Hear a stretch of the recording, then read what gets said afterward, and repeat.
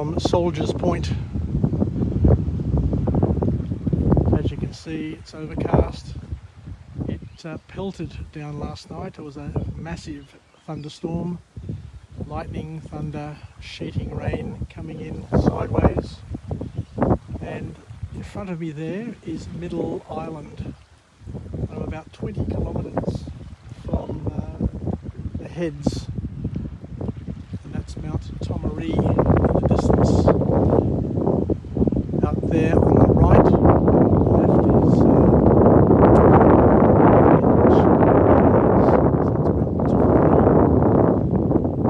Mount come to me. So let's go on a walk and talk. And today I've got a book summary to go through. And what I'm going to do is I'm going to take you on a journey. We're going to walk along the foreshore here at Soldiers Point, and we're going to indulge and learn something new. I'm going to go through a book summary entitled "You See, You'll See It When You Believe It" by Dr Wayne Dyer. And Wayne Dyer, the late Wayne Dyer, has passed away like many of the greats, but his legacy continues on. So what we'll do is I'll take these steps up, and I'll have to go through this gate in order to continue my journey along the foreshore. So I am trespassing just for the moment, but I'll continue my walk, and hopefully I won't be causing too much pain and grief to the owners of this apartment block.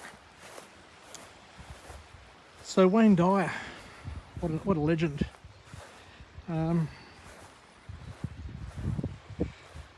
So the author here kicks off the book with a very, very powerful observation. Look at some beautiful flowers here. And he says, "We think as we choose, and we are what we think. Not what we eat, what we think." So Wayne Dyer makes a very, very powerful, profound point that, contrary to what a lot of people believe, we are all what we think. So what we're constantly thinking about will shape who we are, and we can't avoid that. We can't escape it. And the other point that he makes, which is another beautiful point, is where he reminds us that not everything or not every dream that we have leads to fulfillment. And we see time and time again billionaires, people who've got all the money in the world, who have all the influence in the world, who people absolutely worship, who can't stay married. Bill Gates, we've got Bezos, you name it, the number of people who can't even keep a wife or keep a partner in their life. So it just goes to show that regardless of who you are, regardless of how important you are, not every dream that we have we can keep forever. Everything is fleeting. And not everything leads to the ultimate fulfillment. So the author here talks a little bit more about what we need to do to achieve fulfillment, to achieve happiness. And he says that we need to learn to focus on changing the right things in order to get the right results. Just dwell on that, just think about that. We need to change the right things in order to get the right results. Just working hard, just doing lots of things will not give you the right results. You need to do the right things in order to generate the right results, is the key message coming from this wonderful text. So it's all about considering transformation, metamorphosis, improvement. And a number of years ago, when I was working as a young executive, you know, it came to mind, and it came to fruition, the knowledge that it's not about change, because changing doesn't improve our lives. What we need to do is we need to have focused change that leads to improvement, because change for the sake of change doesn't bring fulfillment, it doesn't bring improvement. So that in itself is a really powerful lesson that I've learnt, and it's a sort of lesson that comes out of this book from Wayne Dyer. The first formal point that Wayne puts forward is we need to forget about changing our lifestyle or appearance, because true self-improvement comes from expanding your mind. You can buy all the cars, you can buy all the clothes, you can be surrounded by all the cool people, you can get all the education in the world, but unless that is expanding your mind, according to the author, then you're just not going to feel as if you're cutting it, and as if you're living the life of the dream. So the author says something that I say all the time myself. Now, forget about body building. Focus on mind building. Okay? You see a lot of people who spend hours and hours and hours in the gym chiseling out their bodies, and yet they haven't read a book in years.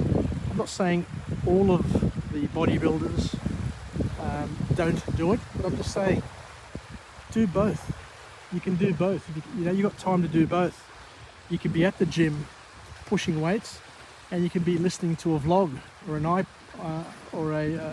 vlog, or download a book or something. You can work on both.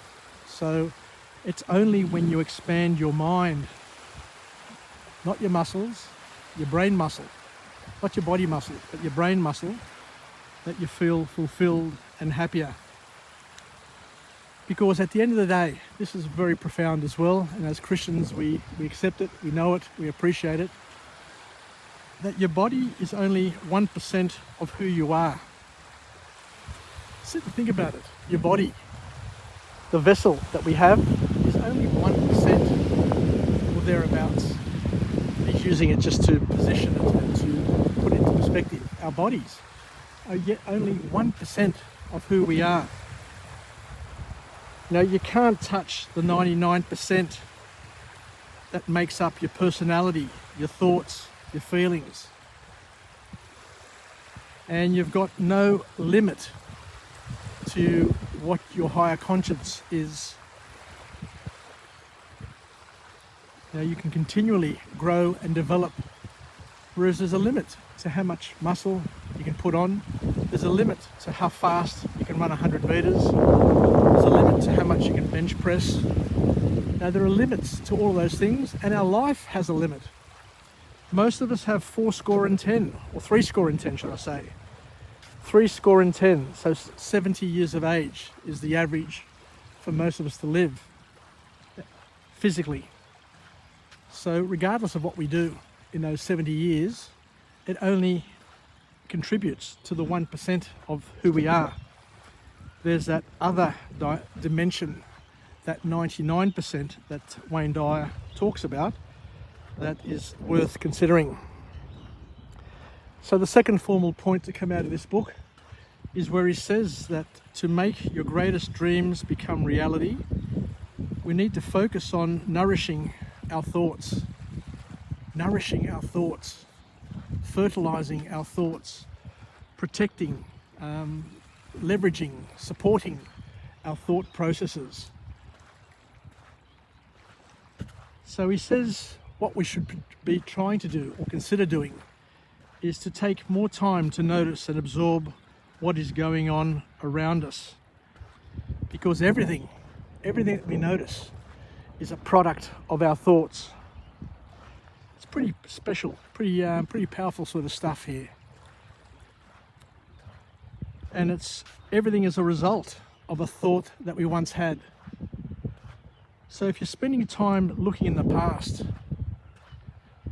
then a lot of that is wasted time, because you're never going to go back to your past, regardless of how much you want to. You can't reshape the past, you can't relive the past. You just got to accept and move on from the past. But what Wayne Dyer here is saying is that our thoughts, our present thoughts, because if we spend too much time in our future, we'll never get there as well. But we need to be partners with those future thoughts and goals and dreams. But it's what we're thinking about right here and now, what's occupying our mind space here and now, that's going to have the greatest impact. Because we need to be able to focus on what we desire, what we need, and believe in our ability to achieve those desires, and let go, completely let go of our fears of failure. Because it's those fears of failure that are holding most of us back from achieving the dreams that we have. Because if you have a desire and you have a plan, an action plan, and you're working towards it, then you've got a chance of at least of achieving it. But if you haven't got a desire, then you're never going to get there. And if you haven't got an action plan and a work ethic to get there, you're not going to get there either. So it takes effort on each and every one of our behalves to live the life that we deserve and to achieve the fruits of those labours that we've invested. So the last point to come out of this book from this author is where he says that we need to believe that our achievements have no limits, and to break through the invisible boundaries and reach your full potential. As a parent, one thing that I've learnt is that all you want from your children is for them to reach their potential. And sadly, very, very few children, very, very few people reach their potential. We're only operating at about 20 or 30% of our potential. Even though we think that we're working at a higher rate, most people are bludging. We are all bludging. We can do a lot more and we can do a lot better, according to this author. So we need to dedicate our lives to what we love and get rid of the scarcity mindset. The scarcity mindset is something that Wayne Dyer is very, very passionate about, where, a lot of us spend our lives living in fear of losing what we've got, or there not being enough to share around. This is called their scarcity mindset. And it's people who spend most of their time focusing on what they don't have and what they lack are the ones who miss out on what they already have. So, a lot of people live a life where they say, I'll be happy when. I'll be happy when. And by doing this, you're limiting your happiness, according to Wayne Dyer, because it's all conditional on getting things which may not come your way. We're not all going to be successful. We're not all going to be CEOs. We're not all going to be married forever, according to the author. So every person is going to have their challenges, and you don't want to limit your happiness based on what you don't get in life, because we've all got health, we've all got the gift of creation that we can appreciate, that we can glorify, and we can enjoy. And we've all got God, I guess, is another aspect that not very many people consider these days anymore either. So the important thing is to have an abundance mentality. There's more than enough to go around. There's more than enough for me. There's more than enough for my children. How many people that I've grown up with, I've gone to university with, I've gone to school with, who came from families that didn't have very much. And yet, in one generation, my friends have been able to accumulate vast amounts of wealth and have their families, travel the world, and do lots of things. And it just goes to show you, it doesn't matter where you start. because everybody, at least here in Australia, everybody has an opportunity to make the most of what's around. So there is an abundance and an abundance of opportunity for everyone to enjoy. So we need to focus on endless opportunities. We need to focus on the endless possibilities. We need to live a life of positive expectancy, to expect that tomorrow is going to be better than today, to expect that the best in our life is yet to come.